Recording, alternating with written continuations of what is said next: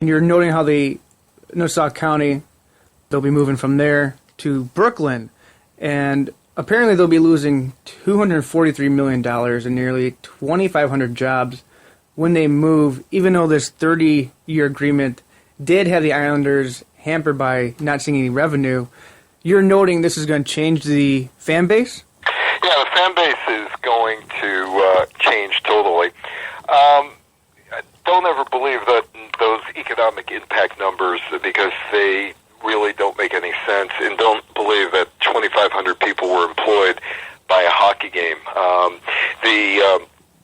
When you look at it, if you employ people at games, vendors, ticket takers, parking lot attendants, they're all per diem jobs. In fact, in some of those cases with vendors, it's basically how much you sell, how much you push, is to how much money that you make. So if you look at economic impact, it really doesn't.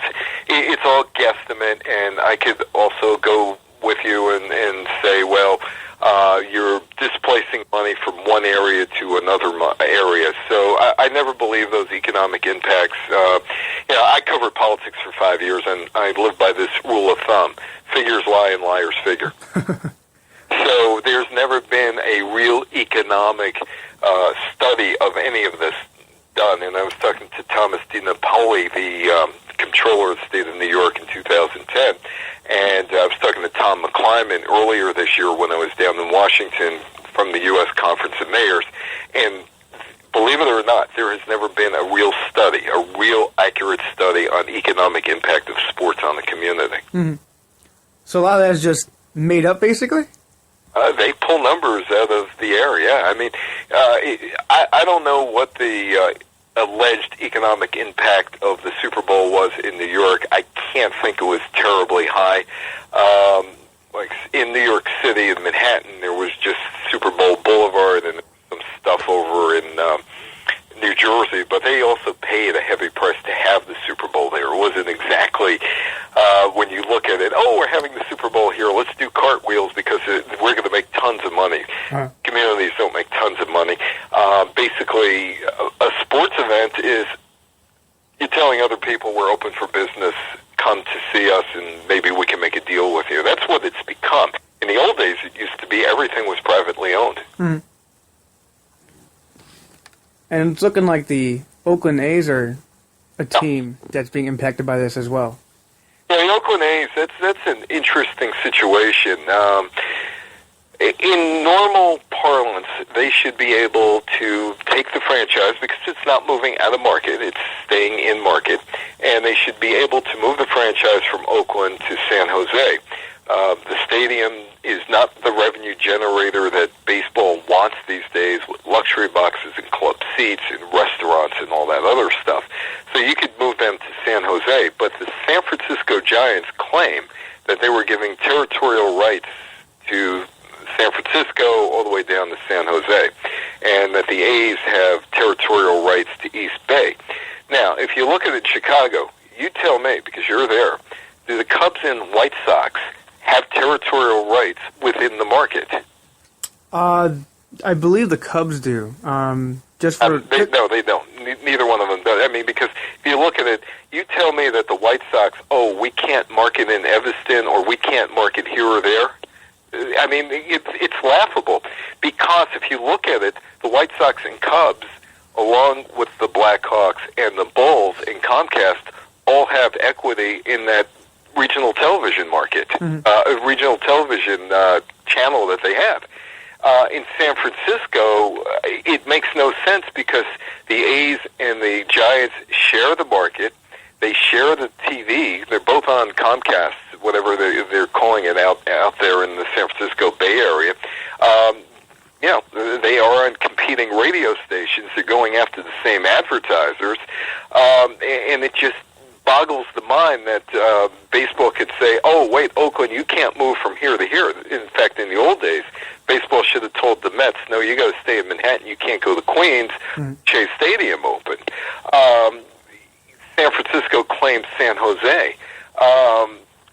But the fallacy here is that San Francisco back when Bob Lurie owned the team, looked to get public funding for a stadium down in both Santa Clara and San Jose, and the referendums went the other way, went against them. So eventually they had to build their own park where they are right now. And look, the San Francisco Warriors, when the Philadelphia Warriors moved out to San Francisco with Franklin Muley, they set up shop in Daly City at the Cow Palace and moved over to Oakland in 1971, became the Golden State Warriors because they played some games in San Diego as well. And nobody has stopped the Golden State Warriors ownership from going back on the other side of the bay to San Francisco, which is what they're trying to do. And the San Francisco 49ers moved to Santa Clara. Of course, the leagues had to approve all of these moves. You just can't move within your market without the leagues approving, because they want to see what the stadium is and how much money you're going to charge and all these other things. So anyway, it's just insane that the A's, where the stadium is about 9 miles from where the Giants are, and they want to move 40 miles south of where the Giants are. I mean, they're closer in Oakland to San Francisco than they would be in San Jose.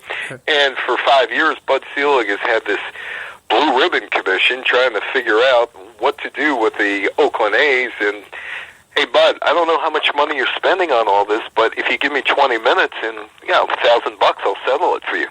So what do you think is holding them? What do you think is holding this franchise back from moving then? The Giants are afraid they're going to lose Silicon Valley money. That's about it. It all comes down to money. I mean, as George Young, who was the general manager of the New York Giants 1986 and 1990 Super Bowl teams, once told me, and it's true to this day, you show me somebody who will play for nothing, and I will show you a liar. That is very true. It's all about the money. Yep. Do you see any teams moving in the near future at all, or any teams being expanded? In what leagues? I'm looking at the MLB and NFL too. NFL, of course, St. Louis, the lease is done there. The lease is done in Oakland. The lease is pretty much done in San Diego, and everybody's looking at Los Angeles. But before you look at Los Angeles, who's going to pay that $2 billion to build the stadium? Because the Meadowlands was over $1.2 billion, probably more. Jerry World in Arlington, Texas, for the Cowboys, $1.5 billion, and those stadiums are complete and built, and they have not put a shovel in the ground in Los Angeles, and everything has gone up in terms of costs. So how much is a stadium in L.A., and it's L.A. you're talking about? How much is that going to cost? So that's where you start with that. Stu Sternberg in Tampa Bay, or rather St. Petersburg, he's looking for a new stadium in Tampa, and that was another mistake, another stupid mistake in terms of lease signing. John Pickett with the Islanders signed a 30-year agreement in 1985. Namoli, who owned the Tampa Bay Devil Rays, signed a 30-year contract in 1995-96 when the Devil Rays started, and has tied the franchise, which is now the Tampa Bay Rays, to St. Petersburg in the Dome through 2027. And back in the late 1980s, when the whole sports industry was figuring out exactly what the tax code revision did and how it was going to impact teams, Peter Ueberroth basically said, look, sign 20-year contracts. Don't sign 30-year contracts, because you don't know what's going to happen way, way down the road. And the Orioles originally signed a 20-year deal, and Jerry Reinsdorf a 20-year deal with the new Comiskey Park. So they signed a 30-year deal, and that stadium does not work at all for the Tampa Bay Rays or Major League Baseball. And I know that they would like to move the franchise across the bay into Tampa, where there's more money and more easily accessible for people to get to Tampa. It's closer to Orlando and Central Florida than where they are right now. So they have a bad lease, and they have a really bad lease, and Oakland is going from year to year right now. But, of course, where are they going? There are no cities out there, maybe San Jose for the A's, and I was talking to somebody who I'm not going to name, but they were talking about the New Jersey market and whether New York could support a third team. And TV-wise, certainly they can, but there is a bad taste in everybody's mouth that the Nets never succeeded over in New Jersey, and that plays into whether or not New Jersey really is a good enough market for Major League Baseball. But other than that, where would they go? Montreal? They've been there, done that. Yeah. Monterey, they're not going to Monterey, and you're not going to Hawaii, and you're not going to Europe. Mm-hmm. So they're kind of stuck where they are right now, unless you put a third team in Chicago, but that's not going to happen because you got a third team in the Chicago market. It's called the Milwaukee Brewers. Yes. In the northern end of the Chicago market. So that's not happening. And Portland, I doubt. San Antonio, I don't think so. Las Vegas, I don't think so. Portland might have a better shot at it because they got a little better TV market. But there are no real cities that could support a Major League Baseball team for 81 games. Mm-hmm. Now, for every franchise or any team, they need a specific thing or to make the team work in that certain market. Yeah, well, yeah, there are specifics that you need. It's the David Stern theory. It was David who first presented it to me back in the 1990s, and it's pretty simple. You need government, because with government, they can help you build the building or the physical plant that you need and pay for it. You need local cable TV, and local cable TV basically came from the government through the 1984 Cable TV Act, which means that if you could get onto basic extended, which all the sports teams do, you can charge whatever you want, and you get 100% of the subscribers to basic extended, even though when you look at it, maybe only 2, 3, 4% actually watch, but 100% pays for it, so that's a money cow. And then you got the corporates, and the corporates can take off the cost of the ticket or write off a piece of the cost of the ticket and save money on that. And so you got those three things, and then you get your marketing after that and other things. And, oh, by the way, the fans come about 6th, 7th, or 8th on the list. They would rather have fans watching it on TV, and they want customers to come into the building because customers will spend money and fans script and save, and they don't want to buy the hot dogs, don't want to buy the beer, certainly don't want to eat in the restaurant inside the building. So they would rather have customers who are willing to spend money for a sports event. So it has to be quite difficult for small market teams to thrive in these type of scenarios. Well, yeah, but there's revenue sharing. Yes. So, many years ago, the Kansas City Royals ownership threatened to go on strike against the Yankees because the Yankees had that big TV contract, saying that, look, without us, you have no game. You only have half a game because only one team will show up. So, when you look at that, you have to have revenue sharing, and the Dodgers' piece of their new TV contract is going to be dispersed among teams that revenue share. And so the revenue sharing is what the Players Associations push because they want to keep the salaries high, and they want the lesser teams to pay for players as well. Do you ever see those long-term deals happening again with the stadiums, or never again? Well, unless the team owns the stadium. But if it's a straight deal with a municipality, it's only going to be 20 years. And before we let you go, the one question I have for you is the biggest difference you've seen between today as opposed to the 1986 tax reform that occurred.